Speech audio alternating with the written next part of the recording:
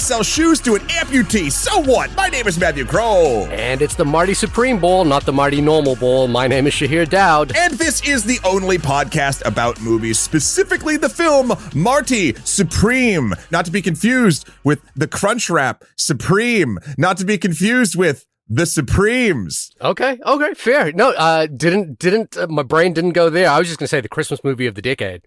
Yeah? Yeah. Did you go see this on Christmas Day? Or I did go see this on Christmas Day. Did you take your family with you? My mom. We went to, there's a chain of cinemas that I'm not sure if you or the Topam fam is familiar with. I'm not. It's in an old Cinemagic. That they converted into, that's another smaller chain. I'm not sure if it's just New England. It's literally called Apple Cinema. Okay. And it's not like the Apple logo or anything. It's not related to the tech company. It's just a series of, I think, 4 or 5 theaters that are sort of smaller screens, but really like plush seats and all that stuff. There's a full bar.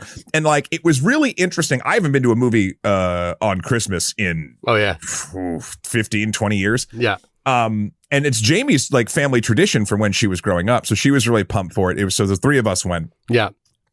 And I got to give a shout out to Apple Cinema because it seemed like a group of people that like actually gave a shit. They had like it wasn't like crazy crowded or anything, but like everyone was in good spirits. They had a full bar. We went and got beers and just went in, and it was just, I don't know. It was nice. They had to give us wristbands. It was very cute. Oh, nice. What about yourself? On Topam, on the only podcast about movies, we do love our local small theaters. We've been to one out in Carroll Gardens, I think, that we went and saw. Drive My Car By. I think you and I went and saw 3 hours, and we're the only 2 people in the theater.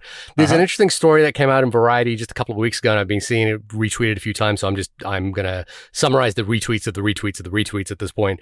But this is a story that has happened many times over. I think if you go back to listen to our episode on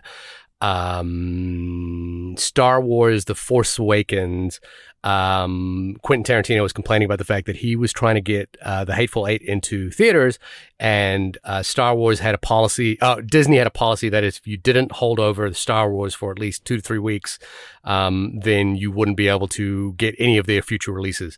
And the story that's going around this year with those small, mom and pop but smaller movie theater chains is that they were all told by Disney that they had to hold over Tron Ares for at least 2 to 3 weeks. In theaters that really only have a couple of screens. So they're basically playing Tron Ares to nobody. And if they didn't, they wouldn't be allowed to play any Disney future releases. So this is a sort of common story, and this is why there's sort of lots of conversations around the Netflix acquisition of Warner Brothers right now in terms of what that would do to movies. Where are we at with that? How is there an update? Oh, there was a brilliant update, which was that there was of course the aggressive merger. The aggressive acquisition that was offered, and then I think the last thing that I'd heard about that was that Larry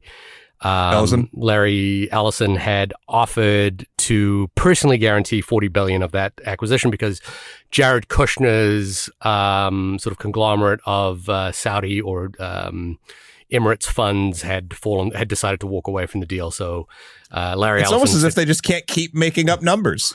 Look, these are very, very huge numbers, and I think I've talked to a couple of people on the inside at Paramount Place, people you probably know as well, who say that it is all very nerve-wracking, but also like just nobody actually knows which way this is all going to go. No, like there's no way this is all going to go. I know the only other major factor that has happened in the last few weeks is the shortlist for the Oscars have been announced, and Sinners and One Battle After the Other are kind of like top of those lists at this point. Yes, which are Warner Brother properties. So that sort of indicates the value of Warner Brothers, even though I believe Sinners is very profitable, but One Battle After the Other is not. Who knows where this will go? It feels like is it Zaslav? I don't even know who the people David negotiating Zaslav, all this. Yeah. But like, it seems like the 2 people at Warner Brothers and Skydance, Paramount, Viacom, CBS, whatever. It feels like they don't like the Warner Brothers side just doesn't like them as well. Like it's like from the rags, from the tabloid side of things, it feels like they just don't want the Ellisons to have it. I think it's more and they also don't want to sell. There's like the carve outs are different, right? Like I think Ellison was offering for everything, and the Netflix deal is like for 80% of everything, all the major motion pictures and all that stuff. But like the news stuff, I think was going to stay with Zaslav, etc. Yeah, I guess I don't know what the sort of psychology of what anyone's thinking on this deal is. I know Zaslav, ironically, Zaslav has kind of like, he's been famously quoted as kind of pumping and dumping the Warner Brothers. He's really inflated its value and then is going to walk away when it's actually doing very poorly with a big golden parachute. But the other side is like, who's going to actually protect the assets of Warner Brothers? Warner Brothers is, of course, a legacy studio in Hollywood that has been around for centuries, or at least a century. The other thing I think is that, there were both bid proposals put forward by Allison's team at Skydance and Paramount, and a bid proposal from Netflix. And, the Skydance one was rejected and the Netflix one was accepted, even though at this point now Skydance is offering more money. And the argument is fiduciary duty and all that jazz, but who knows? Again, coming back to that Alien versus Predator thing, whoever wins, we lose, I guess. I don't know. I think this is there's another slightly more cynical part of my brain, which has been in this way of operation for the last 5 to 10 years, which is saying that the movie business is not what it once was, I think about the fact that I'm raising a young kid for whom movies aren't the central focus of their preoccupation as they were for me at that age.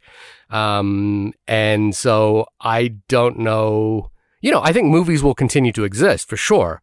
And I'm being very cynical because I love movies and obviously movies are very important to my life. But whether they remain important on a cultural level as they were in the 70s, 60s, 70s, 80s, and 90s. I don't know. I don't necessarily think it is. I think it'll go. I think it's going to spread away a bit from the ubiquity of the cultural cachet and go more toward, essentially, the things that we value, like old records or things that like are not the easily accessible things, and that's kind of what makes them special, which is kind of already happening. The other element of this, which I don't want to veer too much because we have a lot of Marty Supreme to Marty Supreme, but have you watched and or finished Pluribus? We won't do any spoilers, no, but I wanted Pluribus. Yeah, I want to give some time to Pluribus. It's wonderful. Yeah. But I don't know if you've seen the discourse. And again, this is no spoiler. This is, I guess, the most micro of spoiler for the pacing of the show. Mm-hmm.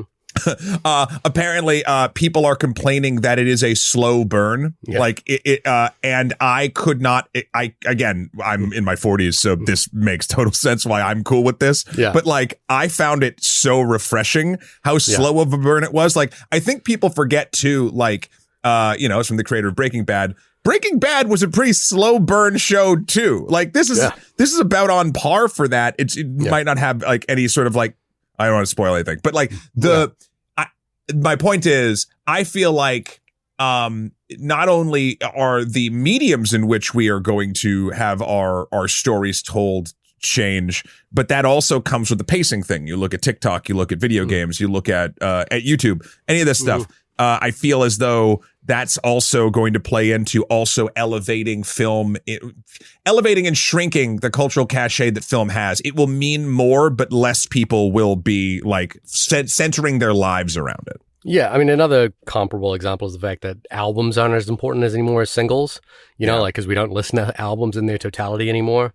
I know people from Rolling Stone and, like everyone who actually does music journalism will probably disagree with me, but, I just think, the days of the Radiohead album or the Kendrick Lamar album or, I know Rosalia's album is a big deal this year, but like Sabrina Carpenter's was big too. I mean, but I don't even want to bring up Taylor. The album as a story, like the album as a full piece. Right. Well, I think, here's the interesting part. Like, I don't think, and again, I'm not a music theorist. We can go talk to Todd in the Shadows for that. But the Sabrina Carpenter is the last album I listened to front to back. Right. And there's not like a story there, but there's a musical and vibe flow to it. And not every album is like the Black Parade or something that has like an actual narrative to it. A lot of them do, and that's great as well. And you're right, those are so few and far between. But I think albums, they are not as important as you said, but I do enjoy when there's an artist that I like just do. Again, it's almost like, oh, it's a special thing that doesn't happen a lot that I clock that. You know, so I guess I say I agree. Check out Rosalia's album, by the way. You should. That is the one I listened to front to back, and I was like, yeah, this is great.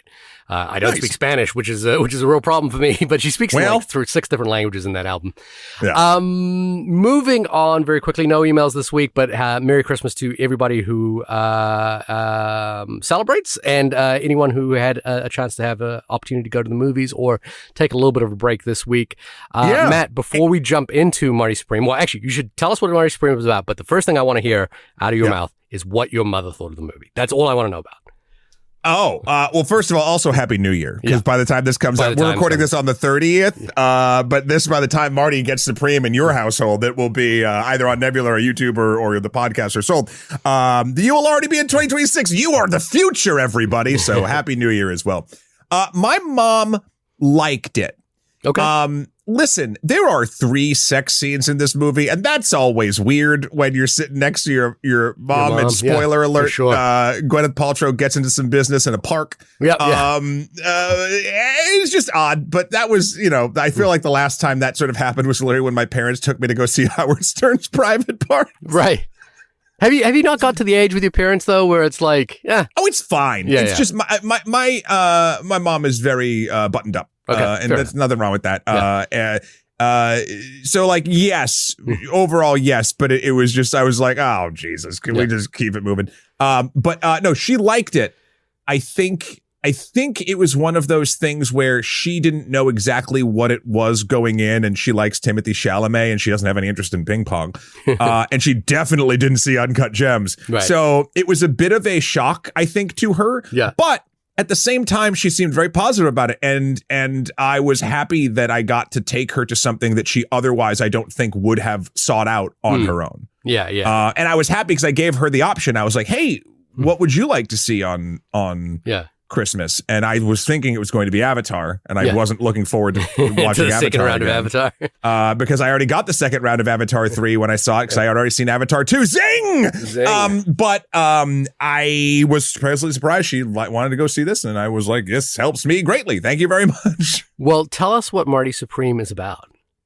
The Internet Movie Database states, quote, Marty Mauser, a young man with a dream no one respects, goes to hell and back in pursuit of greatness. There's so much that resonated with that, with me for that. It was like a dream that no one respects. Look no further than this podcast. Sure. I mean, I think some people respected it in this, but also this movie is so. I also, side note, I liked it very much as well. I think I want to keep coming back to that, because I feel like as we discuss it, there will be elements where I start complaining. Okay. But I overall, I dug the hell out of this movie. The pace of it is super fun. It is not a ping pong movie. I mean, it has ping pong in it, but ping pong's not the point. It's not a sports ping pong movie. Yes, it is. Forrest Gump is more of a ping pong movie than this is. Yeah, the ping pong is the canvas in which the narrative is displayed.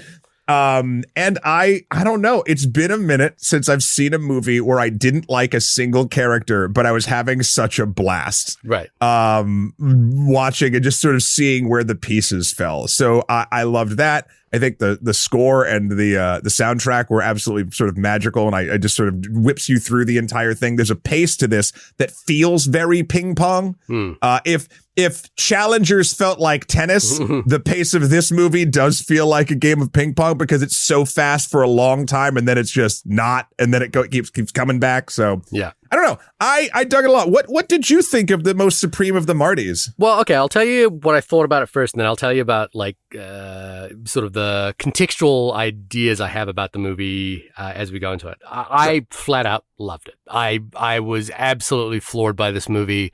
I wondered about the sort of split of the Safdie brothers. I think I spoke to you that quite a bit. Yes. You know, Josh and Benny have kind of split and made their own movies this year. So I actually did see Smashing Machine, the Benny Safdie film. Benny has kind of been working alongside Christopher Nolan quite a bit. He's in the Odyssey trailer that's coming out right now. He's in Oppenheimer. He's been acting quite a bit. He was in Are You There, God? It's Me, Margaret, and also has his own show, The Curse, which many of you might have seen as well. And Josh is kind of focused on this movie in particular.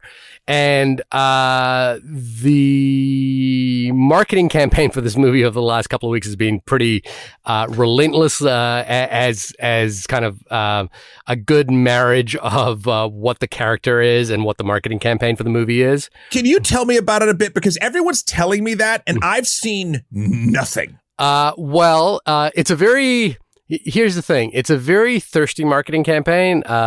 Chalamet has been out everywhere talking about how this movie, out of everything he's done so far in his fairly short career, but, you know, fairly well tenured career. He's only 30 years old now at this point, is, you know, probably the most important movie he's done in his career. He has been, you can go on YouTube right now, and A24 has a marketing campaign pitch video for Marty Supreme, where it's basically like a marketing meeting for all the heads of A24 meet, and Chalamet pops up and he's like, look, this is what I want to do. I want Marty Supreme to be like Schwip, you know, just like Uncut Gems was when Good Times came out with Robert Pattinson with Schwip. And he's just kind of like, he's playing this character of like a Gen Z millennial. What is he? Gen Alpha? I don't know what he is.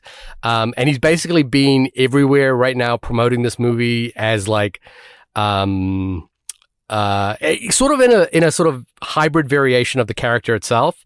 You know, talking about how important this movie is, how much he kind of feels kinship to it. And, you know, if you haven't seen the movie, I think there's a sort of irksome quality to that could put you off. Sure. But once you've seen the movie, I think it actually completely clicks into place as to why this is that push. And then, you know, there's the other side of it is, this is a $70 million movie from A24, about a ping pong player from the 1950s, not based on any original material, any pre-existing material. Yeah. You know, it is based loosely on a real person, Marty Reisman, who's a ping pong player. But it's not like the life. Yeah. No, it's not his entire life, and it's sort of got some stuff of his details in it there.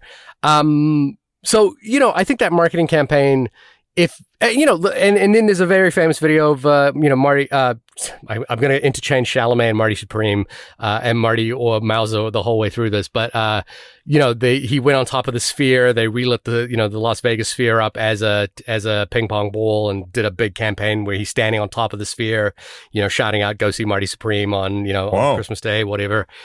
So a big campaign around this movie. And they're trying to do this thing, which is not, you know, is build the accoutrements around the movie as opposed to just the trailer itself, you know. So he's doing a lot of public appearances, big campaigns around this movie.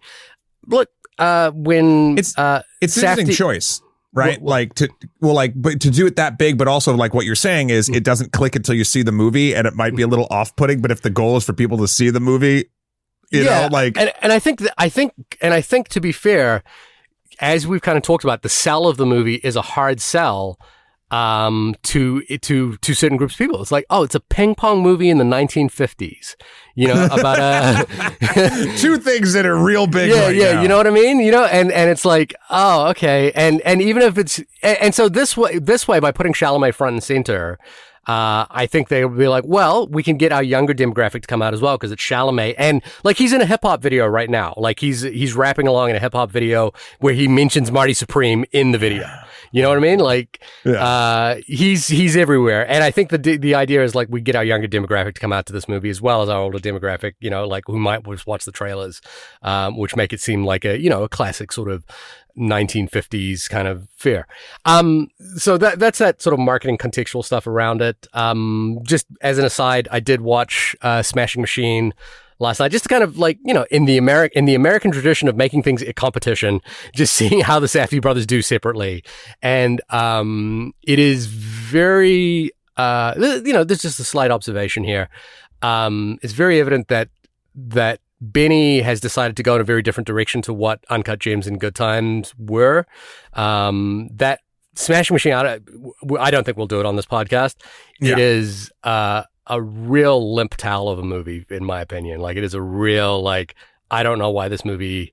I don't know what this movie's trying to do.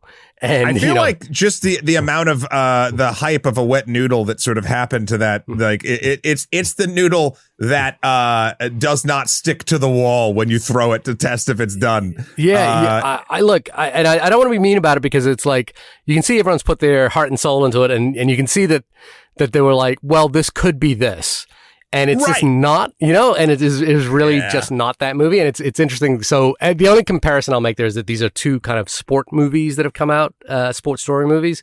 And Marty Supreme is far more the Uncut Gems of a sports movie at this point. But then, so going back to what I thought about the movie, I absolutely loved it. I was, jaw agape for most of it. Like there were moments where certain events happened where I just sort of like leapt out of my seat, like physically leapt out of my seat, because I was just so like, I can't believe they're doing this kind of thing. And I felt the same reaction from the people around me. There's a real like up and down quality to this movie where a volley, if you will. Yeah, like it is a ping pong kind of thing, which is like he will get the thing he wants and needs and then immediately lose it and then have to start a new like hustle or a scam immediately to get something different that could potentially lead to something that he might need in order to get to where he's wanting to go. And, it's relentless in the same way that Uncut Gems. I would say this feels to me more relentless than Uncut Gems. Yes. Like there's more going on in this in terms of like what is happening. And then the sheer scale of what the movie is actually trying to do. It is a film set in the 1950s New York that is like, they have rebuilt entire pieces of New York City, that he runs through it at times. The production designer on this is Jack Fisk, who, famously worked with Terrence Malick many years. And, last we saw was, on Killers of the Flower Moon as well. And this is shot by Darius Khondji, one of the great cinematographers of our time as well, who also did shoot Uncut Gems. And this is me throwing a little bit of shade at James Cameron just because that's the last film that we saw. There was no point during this movie was I going, man, this would be better in high frame rate. Like this, there was no point in this where I was going, man, this would be better if everything was clearer. It is a grungy, grimy movie, and that is, and it completely works in that way. And the other minor thing here is that Safdie. And his co-writer, Ronald Burstein, who's been with them since Daddy Long Legs, I think is their first film. Yeah. He's got an eye for casting, man. He's got an eye for casting people in background, in like minor roles that really tells you everything you need to know about that character. And there are some really famous, recognizable people in this film. Yeah. Most notably for me is Abel Ferreira, who plays a sort of a gangster dog owner in this movie. Yes, Abel Ferreira is the director of such greats as Bad Lieutenant and King of New York and Driller Killer of all things. And, I thought a lot about Ferreira's film Bad Lieutenant as I was watching this. I rewatched Bad Lieutenant earlier this year. Harvey Keitel film. Harvey Keitel plays a cop in New York City who just goes from one scheme to another throughout the entire day. And I think, like Safdie has a real knack for casting people and knowing what their story is before you put them on screen. Yeah. And it's not, and I think the every actor in movies today should be wanting to work with Josh Safdie at this point and understand that you're not going to be shown in your most flattering light, but it will be the best performance you give. Oh, yeah. Also, Tyler, the Creator. Tyler, the Creator is... I love Tyler, the Creator as a musician. I've been a fan since Odd Future. Yeah. And he's great in this. His part of this movie is probably that section is probably my favorite section of this movie. It's so... Their chemistry together is so joyous. Yeah. There's like an actual genuine joy to this movie. I don't know if you have this. I know you and I, in our friendship, we obviously butt heads from time to time or whatever, but not like this. Do you have a friend in your life that is like, that feels like the epitome of chaos to you, but you'll just sort of vibe with it? Like, because I have people in my life that I feel like that I could either be on the Wally side or the Marty side of this. And like, it like to your point, their interaction and the like, I don't want to do this, but then, we're doing this and having so much fun. Like that is a real, that just felt so true to me that I was enamored with it the entire time it was going on. I don't know if I've got a friend like that I could think of the top of my head. Maybe it's because we're all older now and like everyone's trying to figure out. But the scene I think about is the fact that they've just committed this sort of, like, they've just hustled their way through a New Jersey bowling club. What a good hustle. And then they are driving back and they jump out of the car as it's moving and sing along to it and dance along. And I was like, the gap, it feels like there's a melting away of the actor and the script and everything that's happening. It just feels like it's one cohesive piece at this point. They are so like in the movie and in these characters. So I was kind of like, I was so enamored by that. That was a moment. I know you don't watch the trailers before the movies, but that moment in the trailer is what like sold me on the movie. I was like, okay, like, because that's sort of the end when they're like listing all the people in the movie is when they cut back and forth between them dancing outside the car. And I'm just like, this is so fun. There's a great story about the fact that Tyler's album Chromacopia had just come out when he was filming this movie. So he was doing tours in New Jersey and like around. And so he would be flown in to shoot at like 4 a.m. to shoot these scenes. So he's like exhausted. He's been doing a whole day, but he's like, I got to do it. And I think, Chalamet occupies a sort of space in the culture between music, hip hop, and movies where, he can call in that, I don't imagine Tyler, the Creator, gets up for, most people to do a movie at 4 a.m. But like for Josh Safdie and Timothy Chalamet, I think he does. Yeah. And rightly so. There's an element to his, I guess if anything in the movie, and this will be moving on from just the sheer joy of the movie and how much I loved watching it. And again, how much it's like an up and down and like you just don't know where this thing is going at any given moment. I want to talk a little bit about like the archetype characters that are in this movie. And because I think it speaks very specifically to a sort of trend that we've seen in American movies, movies in general, but the American huckster. Like the good old-fashioned American huckster. And there's a part of Tyler's characterization that did feel a little bit like, again, it's 1950s New York, and, he's an African-American taxi driver, and Marty is a shoe store salesman. So they've got this kind of like equilibrium to them. But I was like, I kind of feel like things aren't as entirely on equal footing with these two characters, but the movie treats it that way. And I'm like, look, I'm willing to go. There's no point in the movie stops for me or where I'm like, I'm willing to get off the ride, but I kind of wondered about that. And I think I can kind of square that away with also the idea that the movie is also, counteracting its time period in many ways. Like it plays music from the 80s, very consciously aware that the music it's playing is from the 80s. If you sat through the credits like I did, they have a section in there called the 80s where they talk about the music of the 80s that they play there. And I am a sucker for Tears for Fears, by the way. So sure, yeah. Like when Tears for Fears played, I'm like, yep, I'm here. So you're here for Tears for Fears. I'm here for Tears for Fears. And everybody wants to rule the world. By the way, Tears for Fears' second album is incredible. If anyone hasn't heard it, there's a couple of tracks on it where they just like bring in like a full orchestra into the Tears for Fears studio, and it's incredible.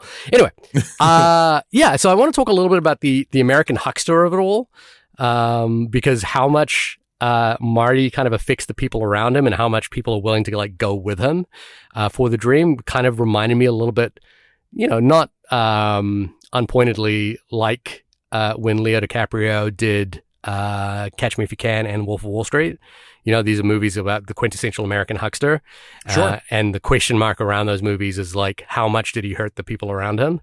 Mm-hmm. And I find that this movie, that Marty Supreme kind of is so relentless that you can kind of be forgiven for not asking that question throughout the movie. Well, I think the thing here is in my opinion, Wally might be the person who is the least bad person in this entire movie. Like maybe Kay Stone, Gwyneth Paltrow's, maybe you don't really spend enough time with her sort of like morals to really, but everyone has human character flaws in this movie. Yeah. No one is like duped. No one's a paragon of goodness that's like you want to win because they have a heart of gold. Yeah. Like none of that's happening. Even Rachel Misler, played by Odessa Izan, is, everything is set up for you to feel one way about her, and then something happens and you might feel differently, even though that doesn't take away from the sorriness that you feel for her. But it changes it and it moves it around. I don't know. I feel like even Marty's I'm trying to remember the character's name, but his uncle who runs the shop, runs the shoe store, like he's trying to keep him locked in there. And then he also Lloyd, doesn't pay him. I know Lloyd, by Ralph Calusi, has a great scene at the beginning of this where Marty comes back and he robs him for the money that he's owed. Yeah. And he talks him through it because the boss, the uncle, gave Marty a card that said manager, even though Lloyd wants the job and is probably going to be better at, maybe not better, but just wants the job and wasn't. So he lets him rob him. Yeah. My mom, it's funny, when I was seeing it, my mom was like, what does your mom think? Yeah. Well, she said, essentially, she's like, because I was saying positing this, right? Like, well, Marty's kind of always doing the wrong thing too. She goes, well, he wasn't doing the wrong thing there because he was owed that money. Yeah. And I said, well, he shouldn't have robbed them. However, it sets up that he took a crazy long lunch, ditched his job for a few more hours than he should have ditched it. And then a possible reason he wasn't paid was because he didn't come back before the boss left. The escalation of who does wrongs where always shifts. But what I really like about this plot is no one is fully forgivable here. Like everyone is doing something that in some way hurts another person. Yeah. And it's a really interesting Tetris game of all of those things sort of coming down. And it's funny because, the sort of volleying pace of this, which again, I think actually fits quite nicely into our discussion of pacing in modern media, because I think this is a film that might read well toward an audience that might want a middle ground of that, like something that's faster and volleyed and back and forth. But like, I go back to my little Tetris analogy. It always feels like a reset. Like it's always like he eventually ping pong adds another element of problem for later on. That's the piece in the hole missing in the Tetris block, and the stack just gets bigger even though stuff's getting cleared. And eventually it just sort of gets to an untenable point, at least for various versions of what success for Marty could look like, right? Like there's different elements there, and what the actual end goal or what is important to Marty is very interesting as this movie moves on. Yeah, I think, there's an interesting detail that I kind of felt, just an interesting feeling that I had about the movie, which was there was a question mark in my brain of like, how much is this based on a true story and how much of this actually happened and what have you? And then I got to the end and I was like, I actually don't really want to know. Like, because the movie kind of casts such a magical spell over you that you're like, I really don't want to know how much of this is true. And I kind of like the idea that all of it's made up. There's sort of a famous thing right now, well, not right now, but like with Catch Me If You Can, the story of Catch Me If You Can has kind of officially, I think, fully been debunked at this point. The entire story of Catch Me If You Can, like everything that happened in that movie didn't happen. Yes. And so, and that's sort of ironic given that it's a movie about, a huckster who's making up the stories as he goes along about how great he is. And then the actual story that he made up is made up and was turned into a movie with Leonardo DiCaprio. But yeah, there's just this relentless sort of like spell of this movie where you're just like, I don't actually need to know if any of this is real. And there are side tangents in this movie which feel like entire movies unto themselves. Sure. The story with the dog and where the dog ends up and the house of that person who owns that dog, who now captures that dog. I was like, I feel like that guy's a serial killer or something like that. Like there's something in this house that we don't know about. At worst, that man is I mean, he's definitely like on the outskirts of town or whatever. He's like a dog. He found a dog and now he's his dog. It's like it's a dog napping, but like he's also not like abusing the dog, right? But like, no, but I'm just saying, like, he's oddly suspicious about like letting, like, and you go into his house and it's like this sort of like house of horrors in there, like in terms of like it feels like someone's hoarding there. It's a hoarder house. Yeah, and like this guy pops out with a shotgun, ready to kill anyone that comes near him. I was like, I don't know. You get north enough in New Hampshire, that feels pretty real. And then at one point they like entirely destroy the front porch of this dude's house and then drive off and then come back. Yeah. And I was like, whoa, this movie is just taking some turns here. There's a whole story about a diamond necklace that like as soon as it comes in entirely disappears from the movie because of like the set encounter that you mentioned earlier on of Gwyneth Paltrow in Central Park. Yeah. Like there's just so much going on in this movie and it's so relentless. There's a whole other plot line in this movie that, again, would be an entire movie, but where Marty takes a bath in a hotel and the bathtub falls through the floor and like clashes him to another character, to the Abel Ferrer character. Yep. The day after the movie, I kind of spent the day just like trying to recount the events of the movie in my head. Yes. Just to try to sort of go, okay, does this event lead to this event? And there was like several points where I was like, and the bathtub fell through the floor and therefore he met the guy who owned the dog. And then he took the dog out to New Jersey and he tried to like do a hustle but he decided to go to the bowling alley while he had the dog because he was keeping the vet money. He thought he was keeping the vet money that he got from the guy with the dog, and then he lost the dog, and then later he and the Odessa character go back and they try to like do a scam with the dog and get the dog back and hustle the guy who fell through the bathtub who he fell through the bathtub with, and I was like, is any of this making sense in my head? Like, and the sort of admirable thing there is like, this is a movie of scale. It's a $70 million movie. And you and I both know that on a $10 million movie, on a $5 million movie, everything is planned out to the nth degree. Like you don't roll out on set and just go, hope something happens, right? Like unless it's specifically that type of movie. Yeah. And so this is a movie where, again, they built sets of New York. They built like entire sound stages of New York City to, authentic detail.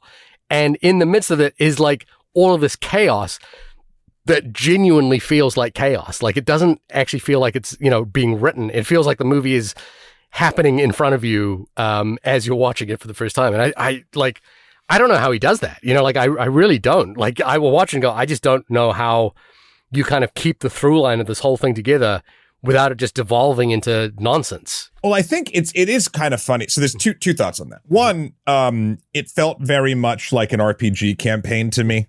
It felt like D&D or any other TTRPG where you have like a long running one where essentially you have your story, but you want to make sure every session you play has a sort of bit of a narrative through line in and of itself, but all of the and people at Sheer, I know this isn't really your world, but people who have been listening or play who are in the Topam fam might know, like no plan when playing a TTRPG ever goes off without a hitch. And there's always a problem and you always have to get out of it. And there's always some leftover nonsense that if your DM or GM is good enough will make a cool narrative beat and make that come back and haunt you and have something fun or interesting or dark or something happen with it at the end. And this felt like a series of episodes of an RPG campaign. But that requires like a human element, like of someone playing the game and for those elements to kind of fall apart, right?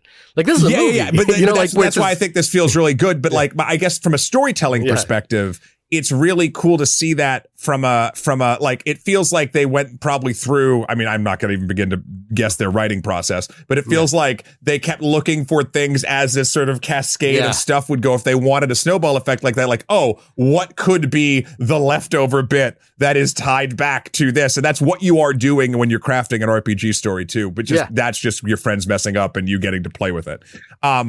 The other bit, this is what I'll say. This is where my complaining is going to actually start coming in. Yeah, sure. The more I've sat with this movie since I've seen it, the more I've really liked it. When I left, I did feel like it could have been shorter. And I like, it's not that I didn't like any part or I felt like one part wasn't like worthy enough to be kept in. What I felt was by the hour 2, I kind of got the gist. Yeah. Like I got like wacky cacophony of plan. He got the thing. He loses the thing. Right. And it feels like there was like maybe one mix or episode, air quotes, of that, like just too long. Cause I kind of wanted to, like, I was like, I get it. I know who this guy is. I kind of know. I don't know exactly what's going to happen, but I know the roller coaster. I'm on the 4th up and down. Right. Yeah. And I'm just sort of like, I've felt this before. It's neat. And I like the artistry, but I sure would like to see where Marty is going. And we get there, right? We do like, get there, yeah. But when I left the theater, I had that was sort of front and center in my mind. But I have thought of, since then, thinking about this movie, and I like this. I love it when movies do this. When in the moment I'm like, that was too long, but then after it I'm like, no, I like thinking about all of this. Yeah. So like there is something, and again, this kind of goes back to the hard sell of this movie. Like it's a 1950s, basically marketed like a ping pong film, and we've sort of said that it's not really. It's a movie you kind of, I'll say general audiences, even though there's a multi-million-dollar marketing campaign behind it, really do kind of have to take a shot on. Yeah. And I like that, even though in the moments driving home afterward, I was complaining that I felt like I got it. It was a little too long. Like I've really kind of turned around on it. I think this is a great movie that moves super fast. The volleying pace is breakneck.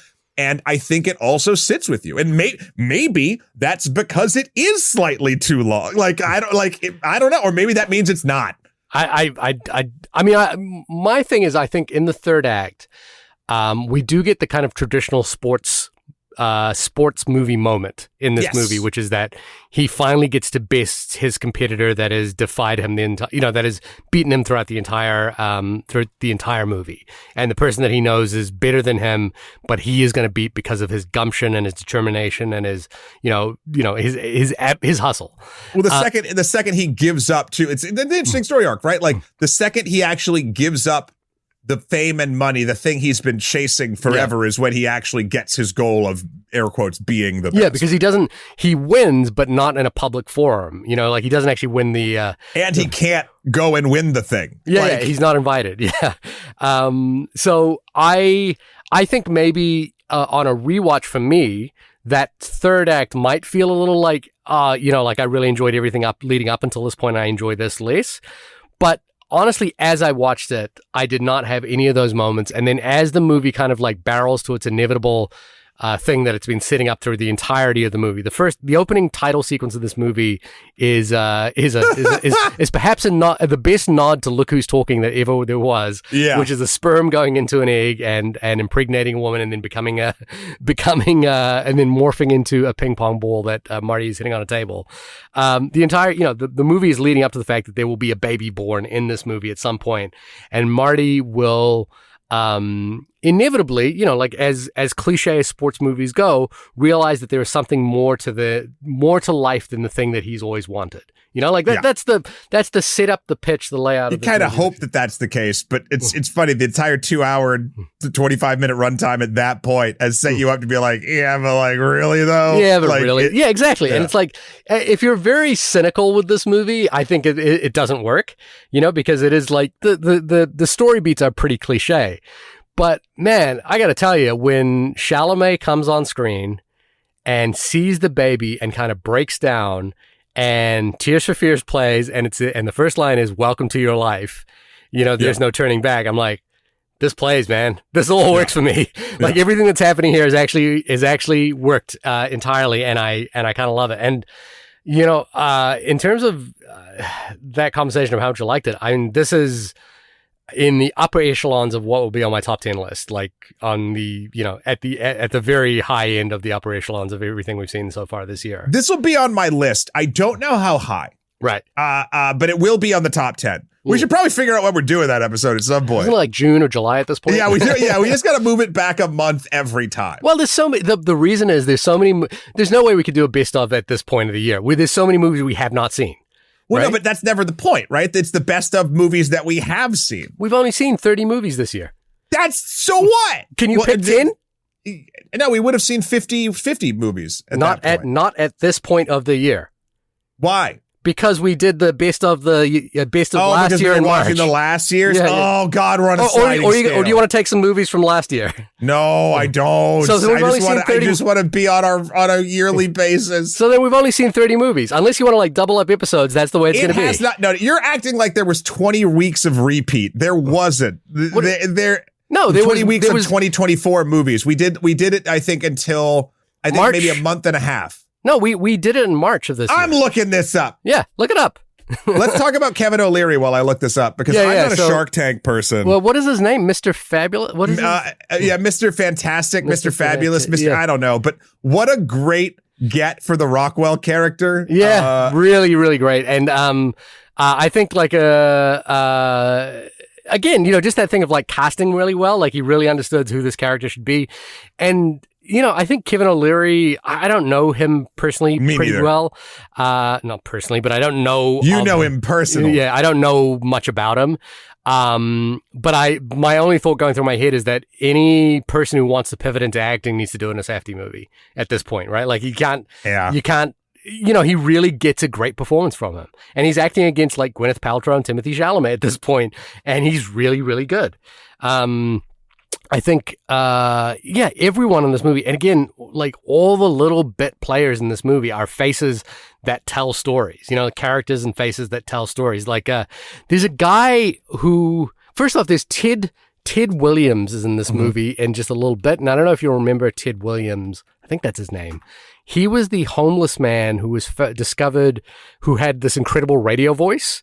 Oh, yes. Do you remember that guy? He's one of the guys sitting inside the ping pong table. And I was like, that smile, I've seen that somewhere before. That's telling me a whole story. And like, then when you think about that guy and the story he's lived and the fact that he ends up in this ping pong room kind of makes sense, like everything about it makes sense.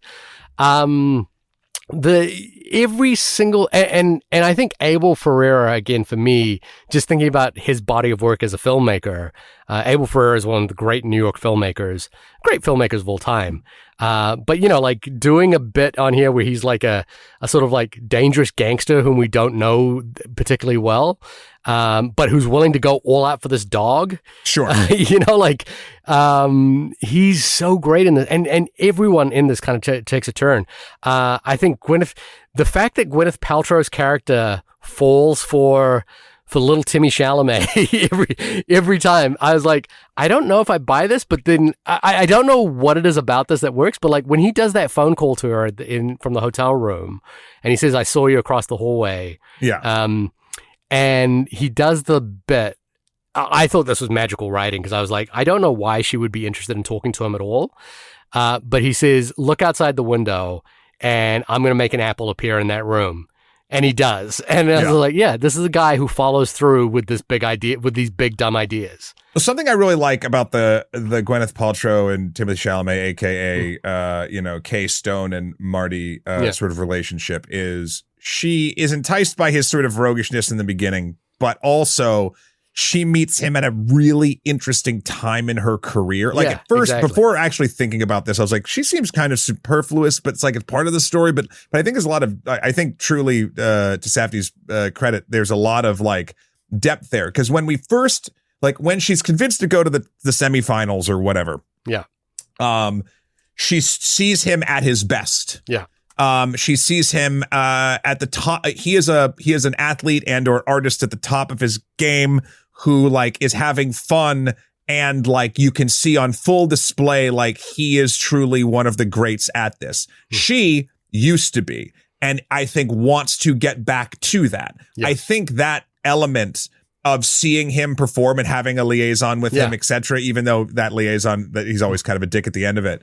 But like her watching that in the forum, even the way that it's shot, right? Like we're seeing most of that from the far camera angle of like where she would be. That whole scene, I feel like is like in her perspective. Yeah. That I feel like also elevates her to then get back into acting. Like I feel like the reason she saw him and had that interaction, and that gave her the fire to go do and get back into it. And then there's the inevitable sort of fire, like crash out of that when she does it and it's going okay. Obviously, there's multiple different things like going on in the story with Marty and Rockwell and all that jazz. And then eventually it is revealed. And it's actually funny. The last time we see her is after it from a far shot from Marty's perspective of a bad review, like kind of crushing her. And what's funny there is that Marty is like, could you get the necklace for me? You know, like he's just like really like not realizing that this person has gotten like the worst, you know, to the lowest point in her life, and he has no empathy for her whatsoever. Yeah. You know, it's like, it's all about him. So and then he immediately pivots to Rockwell, right? Like that's kind of how it goes. But like, I liked that there are sort of three interactions, I guess. Every time felt like it moved her towards a direction, but also because it's Marty, even the thing that has nothing to do with him, the performance, the play, like whatever, like it was a rise up and then a big crash down. I mean, he's also magical. Like, you know, when he comes into the play, he's never been in theater before, as far as I can tell. Yeah. And he says one line, which she's like, that's exactly what this play needs right now. You know, like this person should have burst through the door. Because I think she sees in him someone who is super great at his craft. And even though this isn't his craft, like there's a I don't know, there's a connection there. And I really liked that element of it. I do wish there was more Rachel Marty sort of I guess like chemistry. I get like it's weird. There's a personal chemistry there, but like nothing else. And there's a professional chemistry with Kay. It's not that I think that Marty didn't like care about Rachel at all, but again, it always felt a bit more like maybe he comes to it at the end and we just leave the movie too soon, but there felt like a slight disconnect there. I think the thing that I saw there was that she's just like him. You know, like she recognizes that, or he recognizes that she's just like him throughout the movie. Yeah. You know, she's willing to do these like crazy scams, you know, to the point where her big push to bring her back together was that she was beaten up by her husband was also a scam, you know, like it didn't happen. And I think in his eyes, there's like a little bit of respect for the fact, you know, like there's respect the hustle kind of thing in that. Sure. So I think she's phenomenal in this movie. I think, the 1950s like female in New York who's pregnant at this point, you know, kind of has to hustle her way through, kind of makes more sense to me in terms of like how put out she is by and how much she's at the behest of these guys around her, these like douchebag guys. And so I actually found her character really resonant in terms of just being a really great foil for Marty, you know, in terms of like she's willing to do the things that she's also willing to do. A grift, but she's not a good grift. I mean, she's a good grifter in some ways and a bad grifter in other ways. Yeah. And I think what the sort of tragedy of the movie, and maybe it's the sort of ultimate conclusion of the movie is these two go together now because they have a child in common. It might be chaotic and horrible and you know, and like really difficult to actually like live through, and probably the worst thing. But that's why movies end. Probably where the child is going to be. But like at the same time, it's like, man, if you put these two people together towards the same goal, you know, you might have something really special here. You know, like these two might like topple the ping pong world as it stands at this point. Sure. And the Marty Reiser story that I think I had read, you know, like is filled with these kind of chaotic interludes about things that he did. Like he ran like all sorts of gambling side hustles inside ping pong rooms and things like that, you know, like sold all sorts of counterfeit knockoffs at the same time. You know, he was just running hustle after hustle. And for whatever reason, and I think this is that really magical thing about when the right storyteller is paired with the right material and the right actor at the right time. That's what this movie feels like. Everything about it has clicked into place exactly perfectly for me. Like this is Chalamet, you know, arguably following in the footsteps of Leonardo DiCaprio. He's already done his Titanic with Dune. It's so funny, like, because the performance of a lifetime, right, or something like that's been something like that's been tossed around. But I feel like that's literally the line of every Timothée Chalamet movie at this point. It's the performance of a lifetime. So like, now I've just been saying it's one of his lifetime performances. Yeah, the famous story is that he and DiCaprio like met. And DiCaprio gave him like career advice at this point, and DiCaprio was kind of like, don't do any superhero movies, don't do any, don't do drugs, don't do, do all this sort of stuff. And I think he's really taken it to heart. And I think that this is his Catch Me If You Can, which I arguably in DiCaprio's career was one of the most important films that he did post Titanic. It pushes him out of matinee idol into something a little bit more damaged and interesting. And I think Chalamet has embraced Chalamet himself is a New York guy, he grew up in New York. Mm-hmm. And so Safdie making an old school New York movie that kind of, it feels in tune with me. I guess visually it feels in tune with me with like the best 70s movies from New York City, like the Sidney Lumet movies, the Francis Ford Coppola's, it feels in step with that, and Marty Scorsese, of course, and Abel Ferrara. And so I just think everything about this movie clicked into place exactly as it needed to. And yeah, I don't know how many other superlatives I can throw at this, but like this really reigned supreme for me. Like I was like, I can't tell you how much like I leapt out of my seat when the tub went through the that was pretty fun. When the tub went through, and I was just like, what? This movie's doing that now? And then like the necklace, and I was like, and when the necklace gets stolen immediately, almost as quickly as it comes, because it's like this almost magical thing that appears that's like, I've got 25 of these necklaces, they're worth a lot of money. This will get you to Japan. Yeah. And so it's kind of, she just hands him the key to the movie that he's been looking for. And then literally like less than a few minutes later, it's gone. Yeah. It completely leaves the movie. And there's also, I'll just sort of end my sort of thoughts with the line. We were talking about what quotes we do in the beginning, and there's a line in the movie from Rockwell when he's yelling at Marty behind the stage at the end of at the exhibition match. He goes, "Let me tell you something. I was born in 1602. I'm a vampire." And he just he goes off on why Marty should do exactly what he says because he's this rich guy. And like, it's obviously he wasn't born in 1602. He is not a vampire. I mean, maybe he is, but that has no bearing on the plot. But there are moments in this movie that jump out like the bathtub, like that line, like a lot of stuff with the dog. Yeah. Like there's a beautiful scene when like, is it the gas station that blows up or something? Like, and the dog's just running in the smoke. And I'm like, this movie could go anywhere. Could go anywhere. If Rockwell turned out to be a vampire, I'd be like, okay. Yeah, exactly. That was the thing about that line is, I don't think the movie is intending for us to read him as a vampire. I think he's being metaphorical.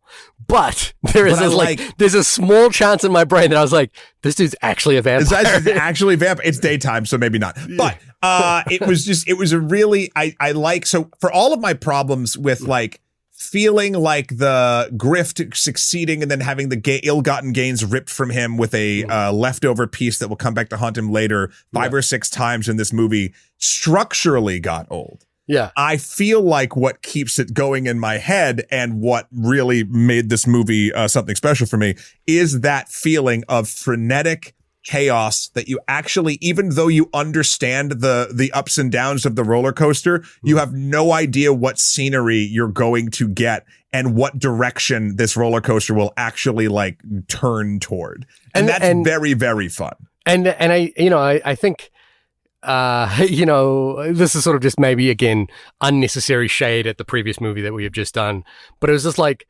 the ability for this movie to get me to leap out of my seat or to hold on to the banisters, like to the armrest next to me in like sheer like, oh my God, I don't know what is happening right now kind of thing, versus like a visual effects driven thing or high frame rate or visuals that are like entirely, it was like, it's so night and day, like this movie has me like, you know, has gripped me in every single way, and I care about everything that is going on, and I'm genuinely invested, and I'm like, I'm at a carnival ride of a movie, and, you know, but like, it doesn't feel cheap at all.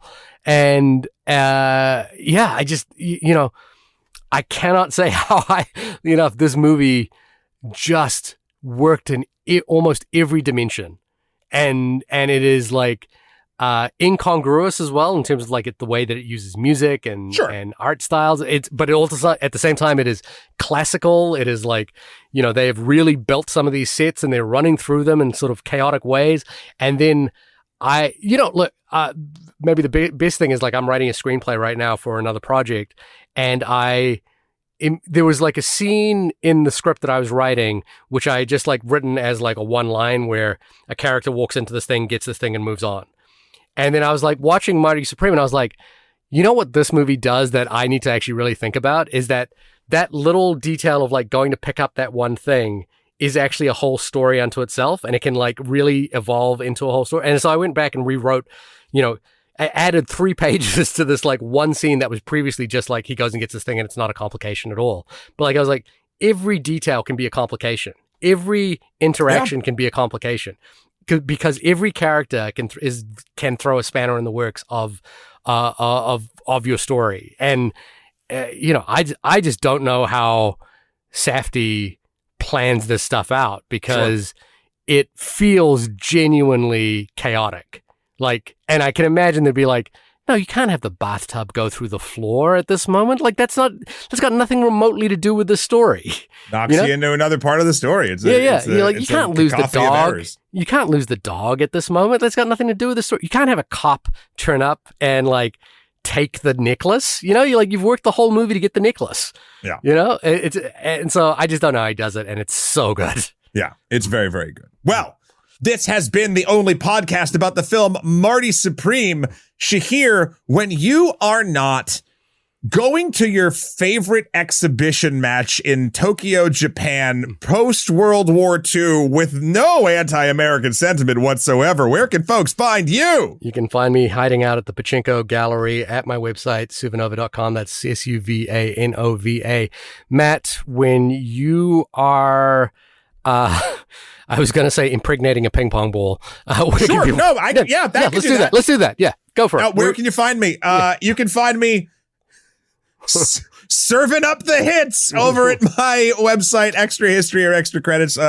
Please go check out at this point our Flat Earth Faker episode on Parallax. The father of the Flat Earth movement is currently crushing it. It's a 1 of 10 for us. It's very good. What is the father of the Flat Earth movement? It's the guy, speaking of grifters, I mean, this is kind of congruous here. He's the first person to like, the world has been known to be round much longer than most people think it has known to be round. It wasn't just Galileo. This guy essentially, there was a time of I'm trying to figure out exactly how to put it, but basically when like education was really like sought after as a good leisure activity for betterment. Not necessarily like, oh, you're going to go be a doctor. It's just, it's when reading became more prevalent and there were sort of like almost like penny universities sort of popped up where they just have speakers come. Some of them were actual historians, and scientists is a rough word because science wasn't like really like a full thing yet, but they'd also just have a ton of grifters come. And it's not that you thought what they were saying was true. It's that you're going to pay a 6 pence to go see if like this dude who really believes the earth is flat, like, oh man, he's going to say some wacky shit. Let's go watch him. And if it's you like look going at to a podcast show today. It's like YouTube, and that's what we posit. It's like it's a lot of like video essays and things. Like we go like, imagine a place where you'd go to listen to amateurs talk about professional topics. Can you imagine it? Like it's anyway. Parallax. It's his pseudonym. How old is this guy? How old? I think he was probably at this point. He was also into quack medicine. I think he was like late 20s, early 30s, possibly.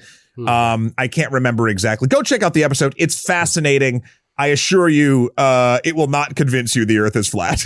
Oh man, I don't know. Some days I think about like, what is the test where they have to put a light in the horizon. We talk about it. We talk about why anyone who says that doesn't work is bullshit. Right? Like it always fails. Because we've known how light refracts for years, for centuries. Anyway, go watch that. And email us in onlymoviepodcast@gmail.com. Tell us what you thought of Marty Supreme or any other film here. Shahir, I looked up how many episodes we did on 2024 movies in 2025, and it was 8.